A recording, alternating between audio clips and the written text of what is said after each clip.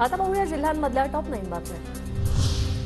मराठवाड्यात पाणी प्रश्न गंभीर। पाणी टंचाईग्रस्त 400 गावांना जायकवाडीतून पाणी सोडण्यात येणार। एप्रिल महिन्यात पाणी मिळणार। सोलापूरमध्ये तापमान 41.4 डिग्री सेल्सिअसवर येत्या 4 ते 5 दिवसात अधिक तापमान वाढण्याची शक्यता। जळगावात तापमानाचा पारा 41 अंशावर। राजस्थान गुजरातकडून येणारे वारे सक्रिय झाल्यानं तापमानात वाढ।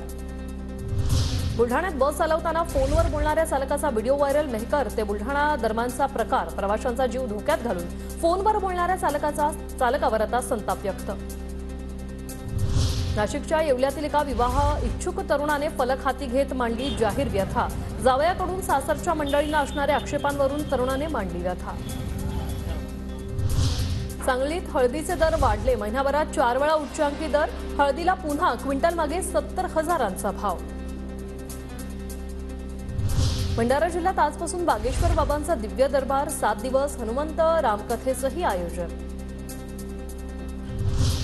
लातूर जिल्ह्यातील शिरूर अनंतपाळ तालुक्यात पाणी टंचाई। उष्णता वाढू लागल्याने फळबागा सुकायला सुरुवात। फळबागा वाचवण्याचे शेतकऱ्यांचे प्रयत्न सुरू। जळगावच्या चोपडा कृषी उत्पन्न बाजार समितीत हरभरा आवक वाढली। सलग 3 दिवसांच्या सुट्टीनंतर मोठ्या प्रमाणात हरभरा मार्केटमध्ये दाखल।